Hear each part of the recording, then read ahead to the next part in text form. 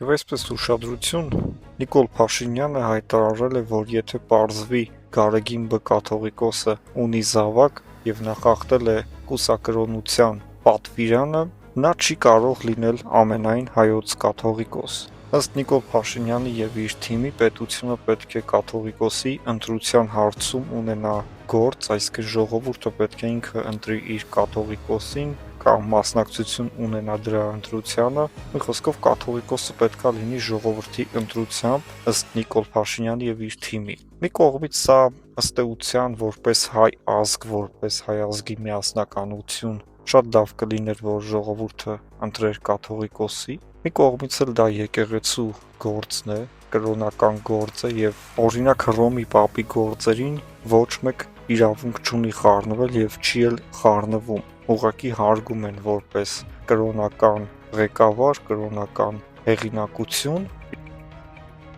Իսկ Հայաստանում Գարեգին Բ կաթողիկոսը ինքը որ չի շփվում ժողովրդի հետ, չունի ժողովրդավարության զգացում, ժողովրդավարության դրսևորում, սկսվում է ինչ-որ անտարբերություն իր անձի շուրջ ժողովրդի կողմից իրականացվող, հետո այդ անտարբերությունը վերածվում է ժողովրդի կողմից Գարեգին Բ կաթողիկոսին ուղղված ատելության եւ վատ վիճակի մեջ է դրվում հայ առաքելական եկեղեցու համբավը, կորցնել հայ առաքելական եկեղեցին, կորցնել Հայաստանի Հանրապետությունը, հայ ազգին, սա շատ լուրջ ազգային անվտանգության խնդիր է, ամեն ինչ պետք է արվի, որ հայ ազգը վերադառնա դեպի առաքելական եկեղեցի, ուղղակի ուրիշ տարբերակ չի կարող լինել։ Հայ ազգ եւ հայ առաքելական եկեղեցի դա մեկ ընդհանուր մի մարմին է, եւ թե ինչի է Գարեգին Բ կաթողիկոսը այսպես վարվում հավատացյալների եւ ժողովրդի հետ, որևէ բանի չի մասնակցում։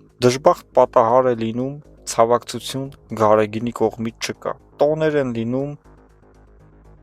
շնորհավորանքներ Գարեգինի կողմից չկան։ Ժողովրդի մեջ ընդհանրապես դուրս չի գալիս, ժողովրդի տոներին չի մասնակցում, ոչ միտեղ չի այցելում ոչ մանկատներ, ոչ ծերանոցներ, ոչ հիվանդանոցներ, այսինքն տեղեր, որտեղ որ Աստծո կարիքը ժողովուրդը ունի։ Թե մանկատան երեխան, թե ծերանոցում ապրող ծերերը, թե հիվանդանոցում աղոթող հիվանդները, որ շուտ ապաքինվեն։ Մի անգամ տարեկան կարելի է այցելել ժողովրդին տարբեր հաստատություններում եւ ցույց տալ, որ դու սիրում ես հայ ժողովրդին։ Գարեգին Բ կաթողիկոսի սերը ժողովրդի նկատմամբ մենք չենք տեսել։ Մենք իր դեմ չենք, մենք իշխանության կողմնակիցը չենք, բայց մենք ասում ենք այն ինչ որ կա։ Մենք չենք կարող ասել, որ Գարեգին Բ կաթողիկոսը սիրված ժողովրդավար կաթողիկոս է։ Նման բան չկա։ Գարեգին Բ կաթողիկոսին Հայաստանի Հանրապետության ժողովրդի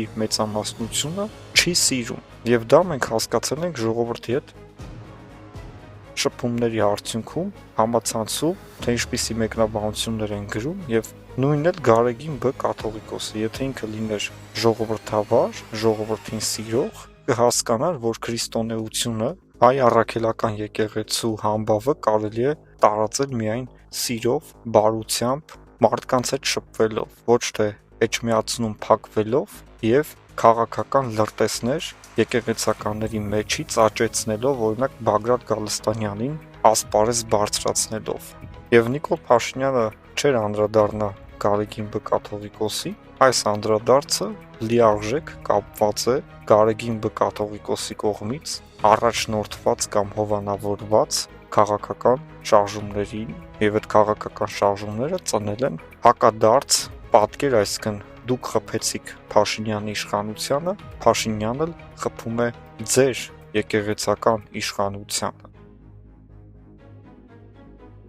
Ով է Գարեգին Բ կաթողիկոսի աղջիկը։ Համացանցում նույնիսկ լուսանկար է տարածվել, տարբեր աղբյուրներ գրում են, որ ամենայն հավանականությամբ այդ աղջիկը Գարեգին Բ կաթողիկոսի զավակն է, որը մեղադրվում է կուսակրոնությունը խախտելու մեջ եւ հետեւաբար չի կարող լինել ամենայն հայոց կաթողիկոս։ Գարեգին Բ կաթողիկոսի աղջիկ ունենալու մասին խոսակցությունները եղել են հեղափոխությունից առաջ։ Միշտ եղել են, որ նա ունի ընտանիք եւ առհասարակ խոսակցություններ, որ նա խաղում է կազինո, նա ունի բիզնեսներ, նման խոսակցություններ միշտ եղել են մամուլում, որ փնտրեք կգտնեք, կամ առհասարակ մարդիկ հայտնվել են, որոնք նման կասկածներ են հայտնել եւ դա տարածվել է ժողովրդի մեջ։ Մենք չգիտենք նա ինչ ունի, ազգային անվտանգության ծառայությունը հարգելով նրա զբաղեցրած դիրքը երբևիցե հրապարակումներ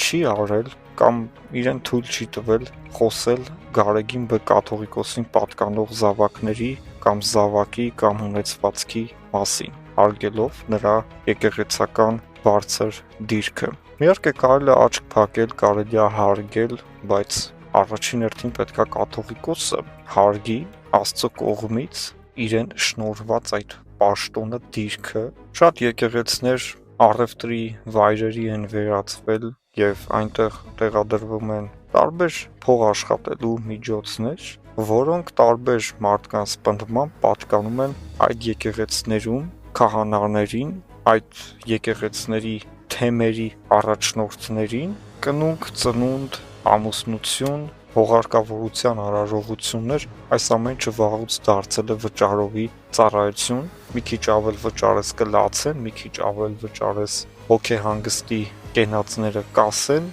սա խայտառակություն է։ Աստվածաշնչում հստակ գրված է այս մասին, որը իհարկե դատապարտվում է բոլոր այն գործողությունները, որտեղ որ եկեղեցում, եկեղեցու տարածքում, եկեղեցականների կողմից մանավանդ կլինի առևտուր։ Գնալ այս ամեն ինչի հետևից բացահայտումներ անել, հասկանալ թե որտեղ են գցում եկեղեցականները մեզ, պետք է թե պետք չէ, պետքա որոշի միայն Հայաստանի Հանրապետության ժողովուրդը, եթե պետք չէ, ուրեմն թող անեն ինչ ուզում են, եթե այդքան անբարոյական են, ուրեմն Աստծո պատժին թող սպասեն։ Ուղղակի այդպես թուլանում է կրոնը, թուլանում է հայ առաքելական եկեղեցու դարավոր համբավը եւ ուղղակի հայ ազգը հեռանում է կրոնից։ Գնալ բացահայտումների հետևից դա եւս կլինի ճակատագրական, որովհետեւ ամեն բացահայտումը հիասթափեցնող է լինելու,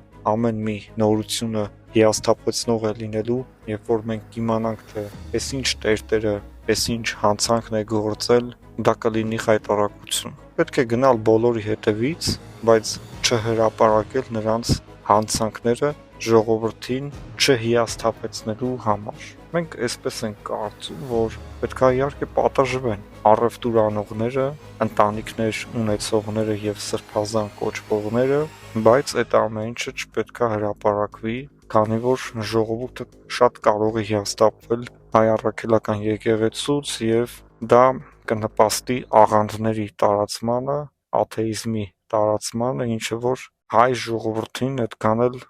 պետք չի, հայ ժողովրդին հարիշ չի, վերջի վերջո մենք հայ ենք, որովհետև հայ առաքելական եկեղեցու դարավոր հետևորդ ենք։